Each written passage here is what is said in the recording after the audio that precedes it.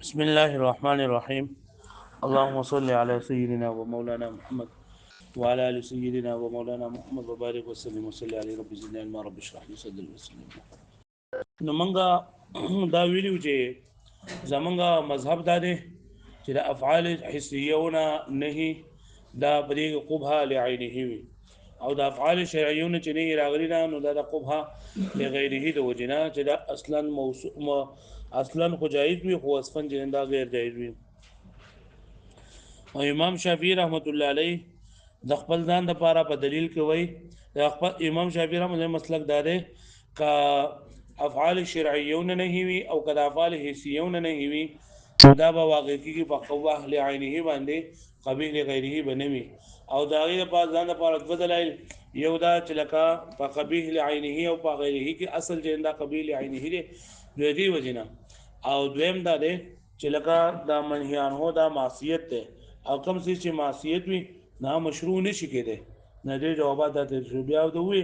چې لکه د امام شافعي رحمۃ اللہ علیہ د خبرونه یو خبره دا مقاعده را ودله چې یو فعل منهیان هو د کم کار نه چې منع کړل شي دا نه په خپل باندې مشروع وي او نه مشروع اخر د بار سبب جوړې دي شي نو آی کی پرون یو مسله ویلی وا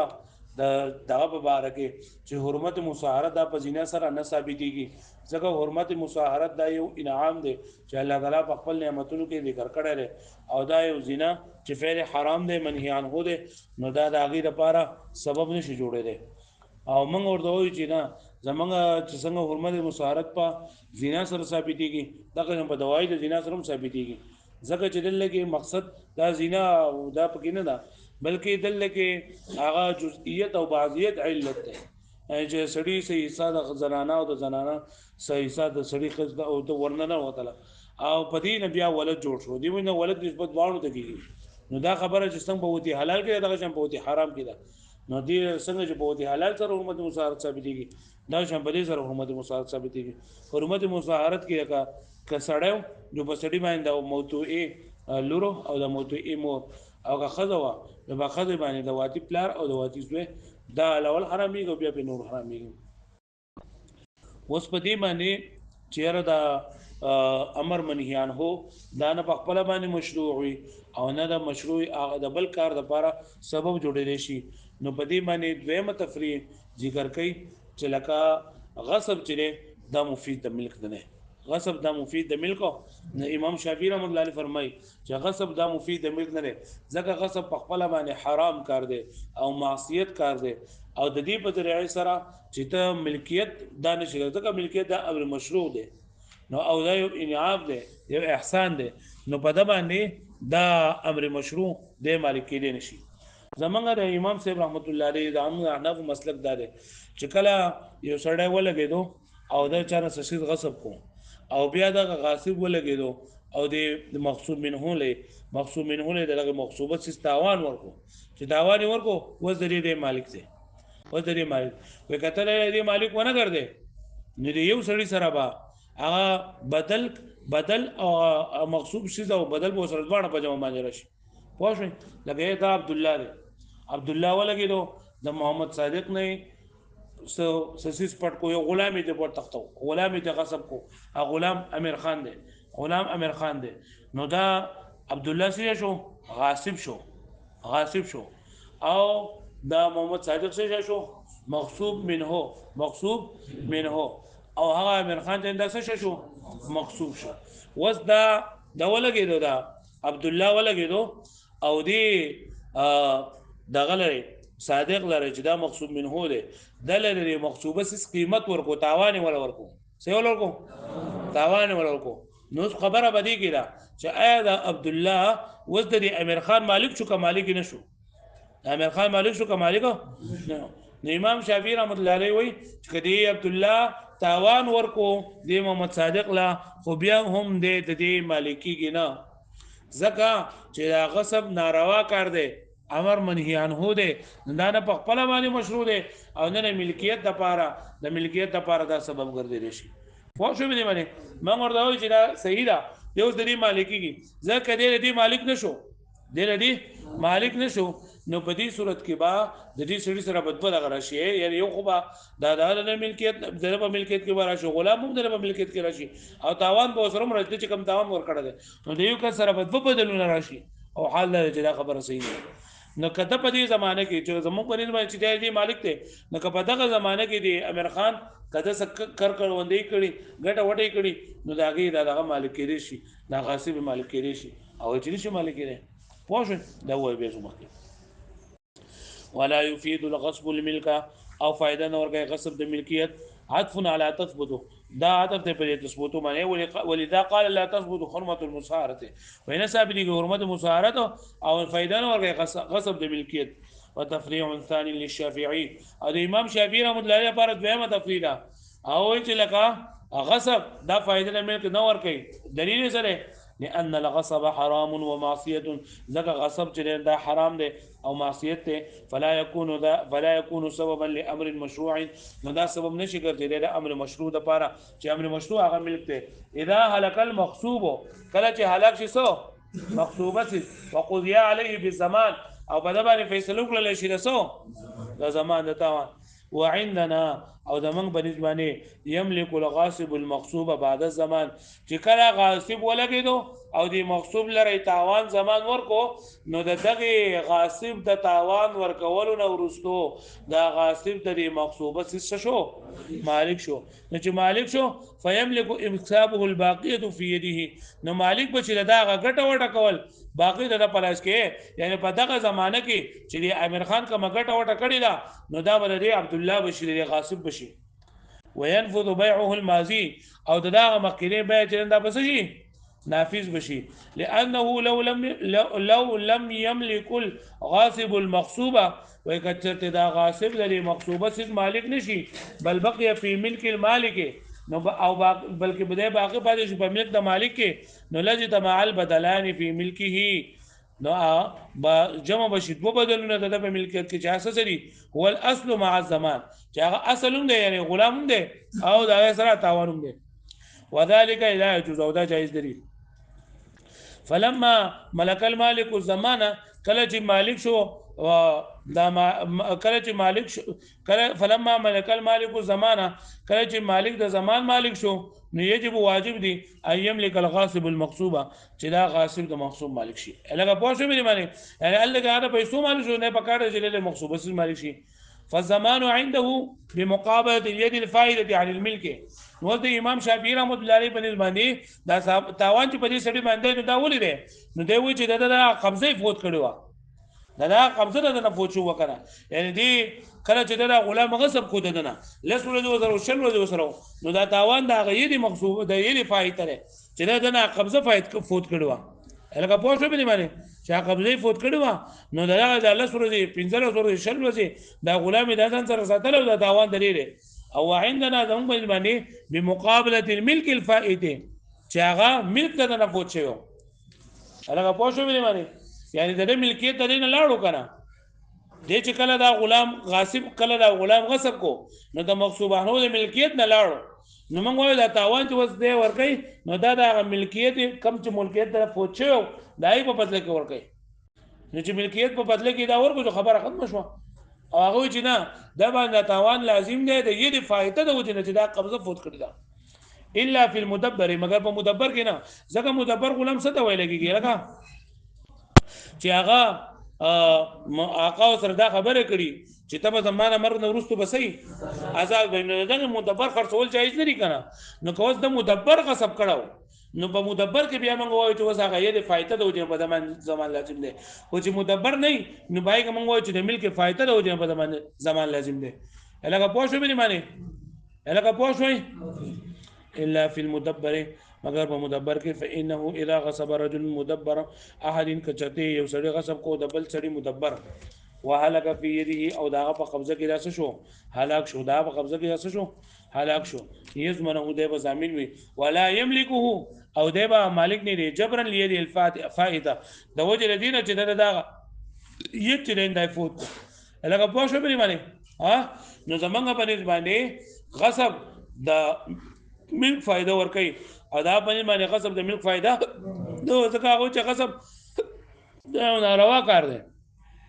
نو دا په خپل مشروع ده انا د بل مشروع لپاره سبب جوړېدی شي.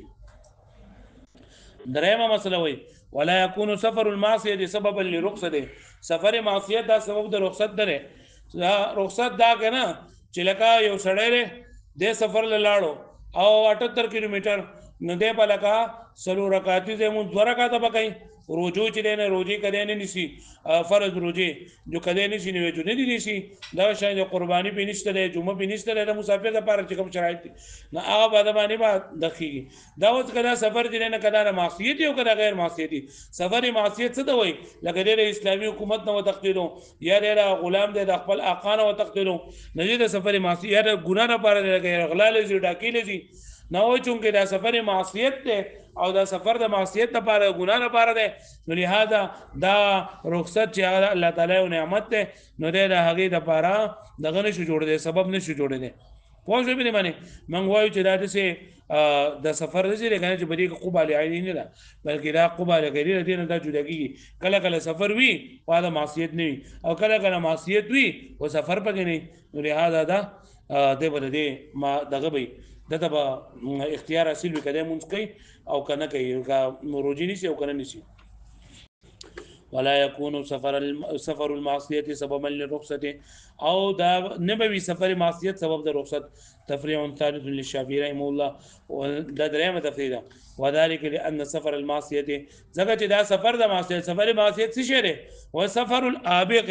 چې غلام د خپل آقا تختیل له سفر کوي وقات طریق او یو سړی دا کول لارې کټ کوي ختمه والباغي او باغي چې د اسلامي حکومت نه د اوړېلو کړي معصیت و حرام دا کارونه معصیت دي ګناه کارونه دي او حرام دي. فلا يكون سببا لمشروع نو دا نه ګرځي سبب دی مشروع دا یو نیک کار د پاره د رخصت چاسي شری او ور رخصت چا رخصت دی په افطار الصوم د روزي په ماتول کې او قصر الصلاه. وعندنا زمون په باندې تعم الرخصه للمطيع والعاصي جميعا عام ده رخصته د عاصي او د ګورانګار وانو د پاره لان السفر ليس قبيحا بنفسه ذکر سفر د خپل ذات په اعتبار سره قبیح نه بل القبيح هو المعصيه بلکې قبح پکې نه سره نه راغله دا غیر د معصیت مجاور له منفك عنه مجاور له چې دا معصیت د سفر سره یو ځای ده او منفك عنه د دې نه سکیږي شي جدا کېدې شي یعنی د څه کېدې چې سفر وي او معصیت پکې نه وي او د څه کېدې چې معصیت یو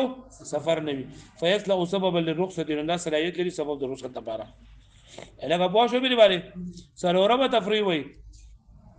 ولا يملك الكافر مال المسلم بالاستيلاء چې نه مالکی کی مال د کافر د مسلمانانو د مال په استیلا په غلبې سره وای چې کله د یو دارالایمان یو دارالاسلامي دا دارالاسلام دارالکفر دارالاسلام چې وکم د مسلمانانو شي دارالاسلام ورته وای او دارالکفر وکم د چې کفر کې کافران وي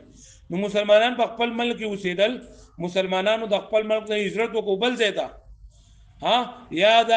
کافران دا غالب شول په مسلمانانو باندې نو په دې غلبې سره دا کافران د مسلمانانو د مال مالک کېدي شي او کنه شي مالک کېدي نو په دې کې خبره ده. امام شافعي رحمت الله علیه وی کړي کافرانو د مسلمانانو په مال باندې غلبه حاصل کړله د دونه کوټې واغستې د دونه کمرې واغستې د دونه کورونه واغستل د دونه مال واغستو امام شافعي رحمت الله علیه وی چې د غریبي په ذریعہ سره دا کافر د مسلمان د مال نشي مالک کېدي او موږ وایو چې کله غلبه وکړه نو کافر د مسلمان د مال مالک کېدی شي او چې څنګه نشي کېږي چې لکه دغه چې دی کنه د حمله کول او دغه شان د جنگ جدال کول او د مسلمانانو د په مسلمان په مال باندې دا غلبه حاصلول نو دا یو حرام کار دی د مسلمان په کار د مسلمان په مال باندې غلبه حاصلول څه کار دی حرام کار دی نو دا نه په خپل مشروع دی او نه د بل مشروع د پاره هغه مشروع ملکیت دی کنه نو دا د ملکیت سبب صلاحیت نه لري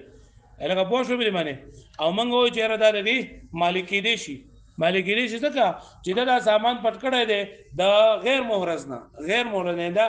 محرز نه چې مسلمانان هلته کې نشته دی او مسلمانان هغه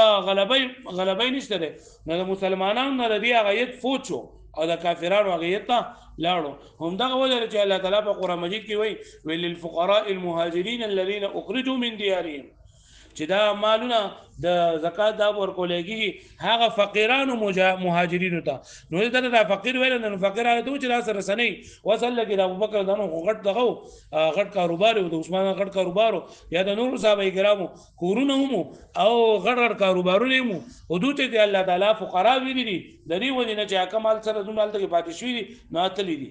اده د ملکیت نه تللی دي واښو به معنی وګورئ تاسو. ولا يملك الكافر مال المسلم بالاستيلاء او نه مالکیږي کافر د مسلمان د مال بالاستيلاء په غلبه سره. تفريع رابع للشافعيه تذكرم تفريع الامام شافعي رحمه الله عليه وذلك وذلك ان استيلاء الكافر على مال المسلم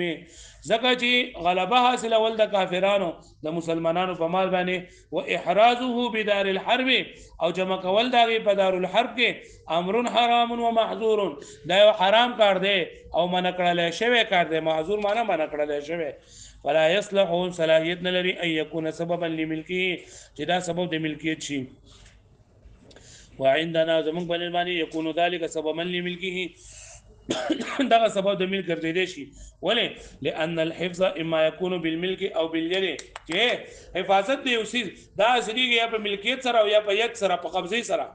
او دلته د دوی ملکیت نه مو ته او د ید نه مو د قبضه نه مو ته. فاذا اخذوه پس هر کله چې دا واغستو وادخلوه في دارهم او دو داخل کو په خپل دار کې یعنی د دارالاسلام نه ویړو چرته دارالکفر دی ویړو ففات من اليد والملك نو زمونه قبضهم لاړو زمونه ملکیت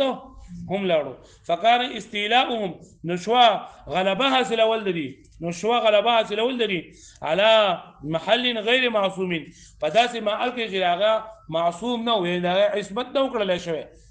عصمت داغه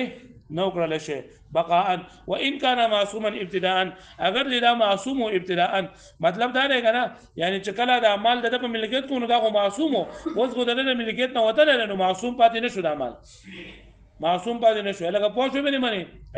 معصوم معنا حفاظت کړل شوی ځکه حفاظت دا په دوه طریقو سره کیږي یا په ملک سره او یا په ستره په یک سره او دا اوس ملک هم لاړو یې هم لاړو قبضه هم لاړه فيملكون دوبل دي مالک شي. وقد ثبت ذلك من اشاره قوله تعالى او دا خبره ثابته ده چې دا مسلمانانو د مال نه ملکیت نه مال اوزي د کافرانو په ملکیت کې داخليږي من اشاره قوله تعالى د اشاره الله تعالی دی قولنا للفقراء المهاجرين چې تاسو دا مال غنیمتونه ورکوي یا زکات مالونه ورکوي للفقراء المهاجرين فقيران مهاجرين الذين اخرجوا من ديارهم چاو وسلشي د خپل کورونه او اموال خپل مالونه لانهم كانوا مياسير بمكه ودو مالدارانو په مکه کې مياسير معنا مالدارانو په مکه کې وانما سموا فقراء او دوتا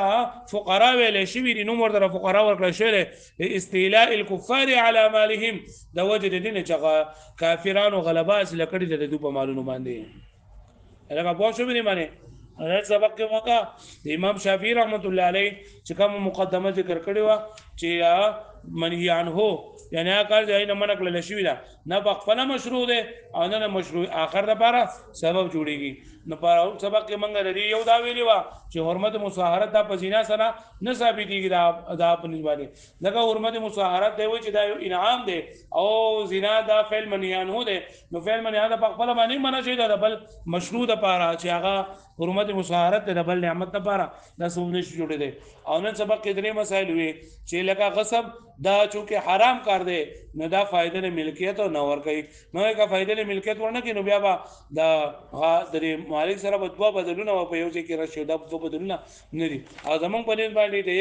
د ملک فائدې د وجه نه په زمان دي او د ملک د یې فائدې د وجه نه په زمان دي. او دریم مسله چې لکه سفر د معصیت دا سبب د رخصت دی زمونږ په باندې او سفر معصیت دا غو په باندې دا